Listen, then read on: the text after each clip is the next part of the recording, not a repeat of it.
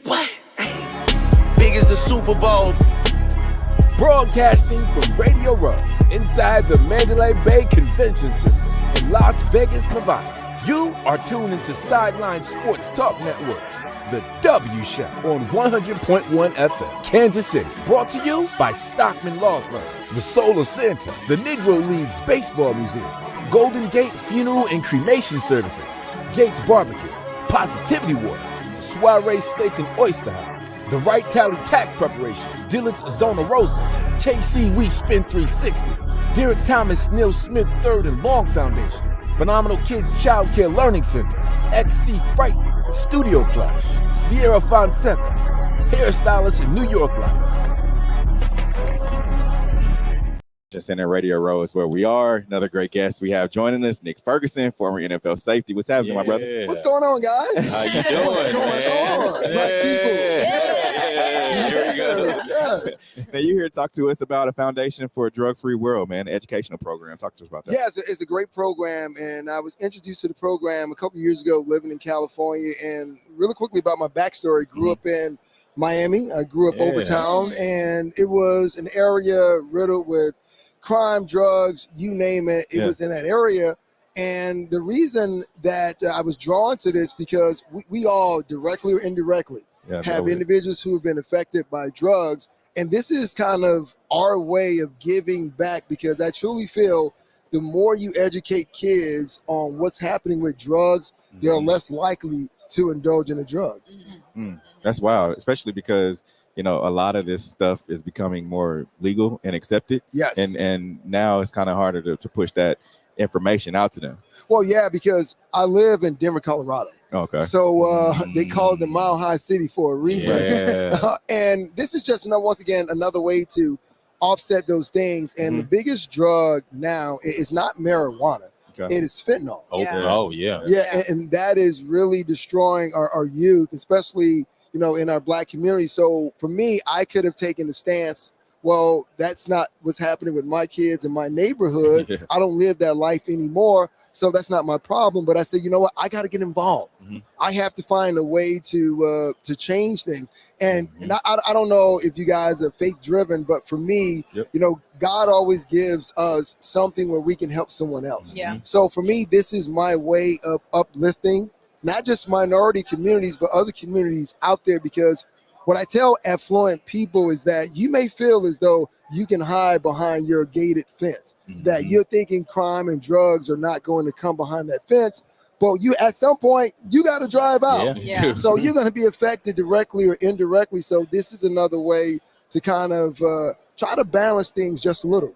And what about the program? Talk about the program and how it works. Well, first and foremost, I don't know about you guys, but my favorite word in the English language is free. Right? Of course. It's free. Period. So with this program, through outside donations, we can offer this program for free. Like Roquan Smith, we did a football camp with him before the season, and he did something really interesting, tapping into the urban market and understanding the kids he's working with. He had a little QR code where if the kids signed up, they went through with the online teaching that they could wear a pair of, guess what? Air Jordans, right? So who don't like Air Jordans, right? Get them where they I have on a pair right now. So the idea is understanding the communities that we're trying to reach and just kind of try to tap into it. And once again, program is absolutely free. Last year summer, I think we did about 20 or 32 football camps with current players. So the idea is that the information is there. Yeah. We want to give it to you. And we want to give it to you for free. But most people, especially that come from our neighborhoods, walk of life, anytime someone says that something is free, what comes with it? There it is. Where's the catch? Yeah. So here is the catch. It's one catch and one catch only, that you use it. Yeah. That's it. It's used. Yeah. And the idea is to provide this information out there and make it free, because we know we all like free stuff. We do. So outside of that, like you said, you're mentoring kids, you're tapping into the community with the kids. So you being a ball player yourself too, talk about how you touch base with those kids and able to talk about sports and spit game to them. What type of game do you spit to them? Well, for me, I just tell them, keep it real. right? Because, we've all have situations that we've gone through. And, kids don't want someone to just blow smoke up their behinds. Tell them what it is. If you aspire to get to a certain point in life, what are you doing to get there? Right. And like someone told me when I was a kid, they told me two things. The first thing is, show me your friends and I'll tell you who you are. Right. Then the other thing was, your net worth is your net worth, right? So it's always telling the kids, look, you can live that urban life. You can do that, but understand the people who are out there with the opportunities, they don't know about that life. Right. So be able to talk both sides of that lexicon, right? And just giving kids an opportunity to just reach and aspire whatever goals that's set out there, like do the same thing that you guys are doing, right? So that's my thing, is giving them power to do so. Definitely. So we here for, of course, big game on Sunday. Yes, you man. played, ball, man. I got your colors on. Who you got? Yes. Okay, so I see the Kansas City hat right there. Do you have on black on purpose? You just trying to say neutral or something? You know what? I guess I am trying to stay neutral, because here's why. Before Patrick Mahomes left Texas Tech, I got a chance to meet him. His mom actually introduced me to him when the Super Bowl was in Houston at the time. I think it was the Patriots and the Falcons playing in the Super Bowl, so I got a chance to know him. Now, I coached for the 49ers at one point. So we coached against Kansas City. I got to know Patrick. He actually signed a jersey. So a part of me is split, right? Because I know Patrick, and he signed a jersey, and the idea is, the more accolades he's accomplished, the higher the price the jersy becomes. I know that's right. Right? Yes. Right. So at any point when my kids are ready to go to college, I can say, yes, thank you, Patrick Mahomes. Yeah. And you know what? And because I coach with the 49ers, that's why I'm a little split on this. So I'm going to play the neutral role in this one. And I'm just going in red. Yes. Yeah, I'm just all black. All black. I'm going to stay right here. Yeah, we were talking to one of the guys yesterday that played for the 49ers, and a question I asked was, what's the difference of the 49ers building versus other teams? And I mean, you played for a couple of teams, probably coached for a couple, but San Francisco, and really since the 90s, have been that team has, for the most part, been competitive. So what do you think in that building that makes that organization so different, no matter what player or coach or whatever's there? It goes back to ownership. If you think about what things were 25 years ago, when the Bartolo was there and Karma Policy was there was this kind of family atmosphere. Even when I was a kid, I was growing up, I heard a lot about San Francisco and how they treat their players. And my idea is that, that's a family I would want to be a part of. But here's the bigger thing, and I don't think a lot of people talk about. You think about Bill Walsh. Yes. Right? You think about his coaching tree, right? Like, part of his coaching tree is taking place in the Super Bowl. Like, Kyle Shanahan is a byproduct of Mike Shanahan. Yes. And Mike Shanahan used to work for who? Bill Walsh. And he was the offensive coordinator for the San Francisco 49ers. And there's currently a program in the NFL. It's a diversity coaching internship. Guess who it's named after? Bill Walsh. Right? And he was one of those first pioneers of hiring minority coaches. And a lot of those coaches, Denny Green came from Bill Walsh. Also, Ray Rose is another guy. So there's so much about that San Francisco 49ers team that, once again, no one talks about, because that was one of those organizations that showed everyone else out there how to do it. Yes. And they had a minority program as far as diversity hires before the NFL ever thought about it. Wow. And that's big. I don't think I knew about that. Yeah. So, That's history.